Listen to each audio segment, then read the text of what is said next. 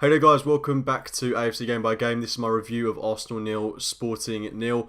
First of all, apologies to any Sporting fans out there. I put in the title of my last video, the preview of this game, Sporting Lisbon, when it's actually Sporting Club de Portugal. Not a big thing, but if there are any Sporting fans out there that were offended by that, sincere apologies. But getting into tonight's game, for me, I'm going to keep this video brief because that was possibly, in fact for me, that was definitely the worst performance of the season. It was really drab, lacking in intensity at times throughout the course of this match. Just very few moments to get me off my seat. It wasn't the worst team in the world, and given how Sporting played when we were out there, I did expect more from Arsenal. It was a game that I think it really did have everything about it to give off the vibe that we didn't need to win this match. Of course, the point sees us through to the next round of the tournament, which is great to see. But this was an opportunity to really stake a claim, I think, given that we've had a couple of disappointing results. I mean, the result against Liverpool was great, of course. It wasn't a win, but it was a good performance. A lot we can take from that match. But after what have been not so convincing results, the draw against Liverpool, the draw against Crystal Palace, and of course the rather unconvincing win against Blackpool last week, it would have been good if we could have made a 3-4-0 victory out of this. Unfortunately, we haven't done that. And Sporting, they were okay tonight. I don't think they were amazing. We were poor on the other hand, though.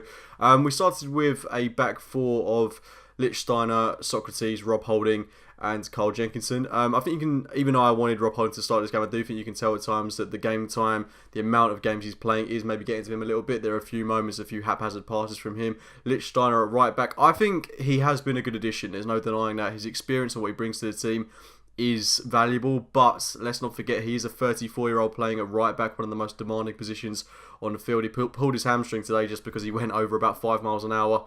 He is a guy that I don't think we can seriously look at as fullback cover for Hector Bellerin. His experience, as I mentioned, is fantastic, but I do still think we need to maybe promote someone like Osei Tutu or bring in a right back in January.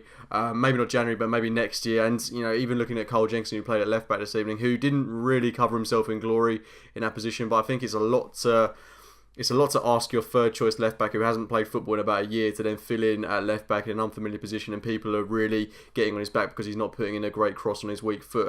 So I don't think Carl Jenkinson had the worst game in the world. Like, defensively, I thought he was fine. It was just going forward where I think he let himself down a little bit. But had he been on the right hand side, and I think he's going to get games there now in that position now. Lichtsteiner is going to be out for a few weeks. I think he maybe would have done a little bit better there. But it was we weren't troubled at all. Let's be honest, at the back, so there was no real test for any of the back line. Socrates, I thought, was very good.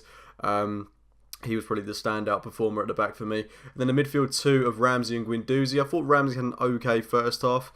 Really quite a poor second half, I thought. Don't think he helped himself at times in this game. Guendouzi, on the other hand, alongside him, made some brilliant key passes. Really looked to go forward in every sense of the word in this game. And then the three playing behind Danny Welbeck of Iwobi and Mkhitaryan and Emil Smith-Rowe, who I don't think any of them performed particularly well, to be brutally honest. I'm seriously raising question marks over Mkhitaryan because his contribution tonight was again quite poor. I'm looking at the Liverpool game, and I thought this would be a good opportunity for him to really bounce back after what was a rather flat performance there, and tonight he just wasn't convincing whatsoever. Smith-Rowe, I thought, did some good things, made some really nice tidy flicks, linked up really well, but there's only so much you can rely on an 18-year-old going forwards. Iwobi, I don't think, had his best performance tonight, and then Danny Welbeck up front, who had a good opportunity to score, but unfortunately has had that horrific injury, which I'd be surprised if he played again for us this season. It really was that bad of an injury. He's broken his ankle, of course, so we know what's happened with the likes of Eduardo in the past. These kind of injuries can really set a player back for a long time, so it's definitely not a case of rushing him. Hopefully it's not a career-threatening injury, but you got to wish him all the best, and it's a huge blow to us this season because he's one of our top goal scorers. Whatever mockery you want to make of Danny Welbeck, whatever opposition fans think of him, whatever Arsenal fans think of him, he is a very good weapon to have in our Arsenal. He is a player that is very useful, works extremely hard when he's on the pitch, and creates opportunities, and is scoring goals above all else this season, which he wasn't doing in previous seasons. He is very potent this season, which he hasn't been in the past. So it's a big loss for us, and I think it puts a lot of pressure on someone like Nketiah now, who's our third choice striker, and we've got to go out there and I think maybe look to invest in January, considering Welbeck's out, Mkhitaryan's not performing. I think it's too much to ask on someone like Nketiah, who's only 18 years old. So that would be what I'd be looking to do come January. It's a big loss for us, and I really wish Danny Welbeck all the best. But I mean, I don't want to be too downbeat because we had the opportunities to win this game. On another day, we win this match 4-0. We had that brilliant Welbeck chance. Aubameyang had 2 chances. Mkhitaryan should have scored after Iwobi set him through brilliantly.